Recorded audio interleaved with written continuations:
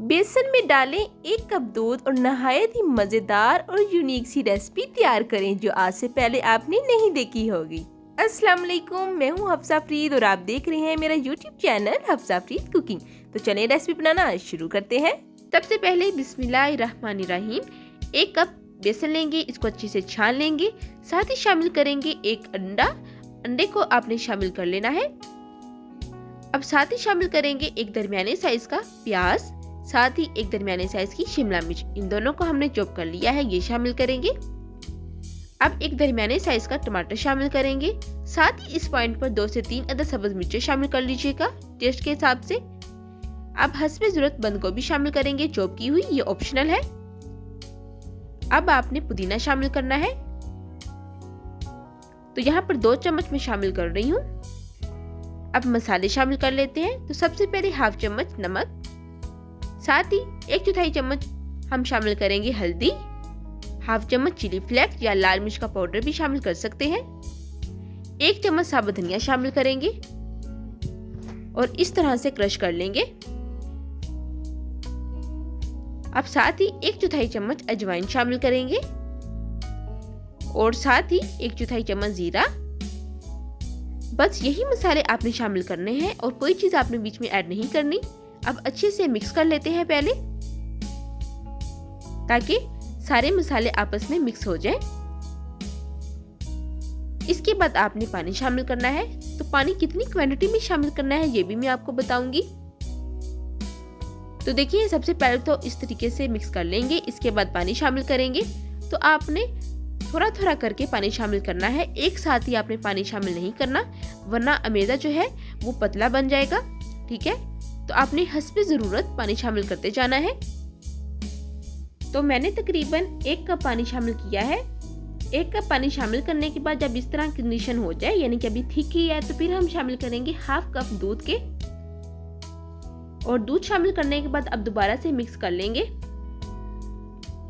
अब यहाँ पर अगर आपको लगे कि जो बैटर है वो ज़्यादा गाढ़ा हो गया है, थिक हो गया है, तो अब आप पानी या दूध का इस्तेमाल कर सकते हैं। और अगर आपको लगे कि जो बैटर वो बहुत ही ज़्यादा थीन यानी पतला हो गया, तो बीच में आप थोड़ा सा बेसन और भी शामिल कर सकते हैं। तो बिल्कुल यही कंडीशन होनी चाहिए बैटर की। अब बैटर जो है हमारा वो रेडी हो चुका है, इसको साइड पर रख देंगे। दूसरी तरफ पैन लेंगे, पैन को ऑयल से ग्रीस करेंगे, फ्लेम जो है वो ऑन कर देंगे और फ्लेम आपने बिल्कुल मीडियम रखना है।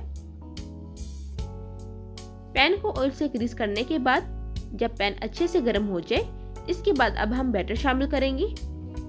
तो अब यहाँ पर आपने हस्बे ज़रूरत बैटर शामिल करना है, बिल्कुल सेंटर में पैन के, और इस तरीके से आपने शेप दे देनी है, बिल्कुल गोल शेप देनी है। तो बहुत ही सिंपल है, बहुत ही यूनिक है। जहां से आपको लगे कि जो शेप है थोड़ी सी खराब है, वहां पे थोड़ा सा और अमेज़ा शामिल कर सकते हैं। अमेज़ा जो है वो पैन पर डालने के बाद आपने 1 मिनट के लिए स्टे देना है। फ्लेम आपने बिल्कुल मीडियम कर देना है। 1 मिनट स्टे देने के बाद आपने स्पैचुला की मदद से बहुत ही एहतियात से चेक करना है कि जो अमेज़ा है वो पैन के साथ चिपका हुआ तो नहीं। तो इस तरीके से आपने चेक कर लेना है। पहले चेक करने के बाद मैं आपको साइड चेंज करने के 2 तरीके बताऊंगी, जो आपको इजी लगे आप ट्राई कर सकते हैं। तो अब हम साइड चेंज कर लेते हैं। तो इस तरीके से एक तरीका तो ये है, आप बहुत ही आसानी के साथ जो है साइड चेंज कर सकते हैं। अगर आपको ये तरीका मुश्किल लगता है तो फिर आगे चलकर मैं एक और तरीका आपको बताऊंगी। तो सबसे पहले आपने हल्का हल्का स्पैचुला के साथ पुश करना है ताकि अच्छे से कुक हो जाए। फ्लेम आपने बिल्कुल मीडियम रखना है, क्योंकि हमने बीच में सब्जियां भी ऐड की हैं, ताकि वो भी अच्छे से कुक हो जाए। हाई फ्लेम पर आपने इसको कुक नहीं करना, वरना ये जल सकती है। अब हम निकाल लेते हैं। तो दूसरी तरफ अब दोबारा से हम पैन को घी के साथ ग्रीस करेंगे। तकरीबन आपको 3 से 4 मिनट लगेंगे एक पराठा बनाने में। अच्छे से घी से ग्रीस कर लेंगे। इसके बाद अब हम अमेज़ा जो है वो पैन पर डालेंगे। तो आप हस्बे ज़रूरत अमेज़ा जो है वो पैन पर डाल लीजिएगा, बिल्कुल सेंटर में, और इस तरीके से आपने शेप दे देनी है। बहुत ही सिंपल सी रेसिपी है। अगर आपके पास टाइम कम है तो आप ये रेसिपी बआसानी बना सकते हैं, और टेस्ट मैं आपको कहती हूँ बहुत ही मज़े का इसका आता है। आप ये रेसिपी ज़रूर ट्राई कीजिएगा। कमेंट बॉक्स में अपना फीडबैक लाजमी दीजिएगा कि आपको ये रेसिपी कैसी लगी। तो देखिए शेप जो है वो अच्छे से सेट हो गई है। अब आपने इसको जो है स्टे देना है। ये देखिए ऊपर से जो सरफेस है वो ड्राई होना शुरू हो गई है। 1 मिनट तक आपने स्टे देना है और फ्लेम जो है वो आपने बिल्कुल लो रखना है, हल्की आंच रखनी है। उसके बाद देखें एहतियात से हम चेक कर लेते हैं कि कहीं से लगा तो नहीं हुआ। चेक करने के बाद अब यहाँ पर साइड चेंज करने का एक दूसरा तरीका है। तो यहाँ पर एक प्लेट हम रखेंगे ऊपर और इस तरीके से हमने पैन को उल्टा लेना है। और इसके बाद ये देखिए बहुत ही एहतियात के साथ हम दोबारा से जो पराठा है इसको पैन पर डाल लेंगे। ये बहुत ही आसान सा तरीका। अगर आपको पहला तरीका नहीं आ रहा तो आप इस तरीके से भी ये रेसिपी बना सकते हैं। अगर आप ये रेसिपी पहली दफ़ा बना रहे हैं तो ये वाला तरीका जो है वो आपके लिए ज़्यादा सूटेबल है। अब आपने बिल्कुल इसी तरीके से जिस तरह हमने पहले पराठा बनाया है उस तरह आपने ये भी बना लेना है। तकरीबन आपको 3 से 4 मिनट लगेंगे एक पराठा कुक करने पर। हल्का हल्का सा घी लगा लेंगे, घी से ग्रीस कर लेंगे। बहुत ही सिंपल सी रेसिपी है। इस पॉइंट पर अगर आपने अभी तक मेरी रेसिपी को लाइक नहीं किया तो जल्दी से मेरी रेसिपी को लाइक कर दें और मेरे चैनल हफ्सा फरीद कुकिंग को सब्सक्राइब कर लें और बेल आइकन के बटन को दबाना मत भूलिएगा। आपका बेहद शुक्रिया। और इस तरीके से हमने इसको भी कुक कर लेना है। और अब हम साइड चेंज कर लेंगे दोबारा से।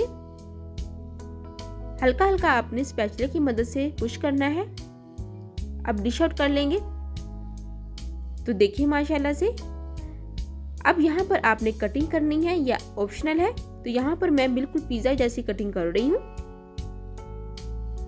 बहुत ही अमेजिंग ये रेसिपी है। वक्त कम है, आप सहरी में भी अफ्तारी में भी ये बना सकते हैं। मेहमानों को सुबह नाश्ते में भी बनाकर दे सकते हैं। बहुत ही सिंपल सी ये रेसिपी है और जो इसका टेस्ट है वो बहुत ही लाजवाब है। ये देखिए अंदर तक कुक हुआ है। बहुत ही यूनिक सी ये रेसिपी लग रही है। मजीद इस तरह की वीडियोस को देखने के लिए मेरी रेसिपी को लाइक कर दें, मेरे चैनल को सब्सक्राइब कर दें और बेल आइकन के बटन को दबाना मत भूलिएगा। आपका बेहद शुक्रिया। तो देखिए ये है मेरी रेसिपी की फाइनल लुक। उम्मीद करती हूँ कि आपको ये रेसिपी बहुत ही पसंद आई होगी। फिर मिलूंगी एक नई रेसिपी के साथ। तब तक हफ्सा फरीद को दें इजाजत। अल्लाह हाफिज।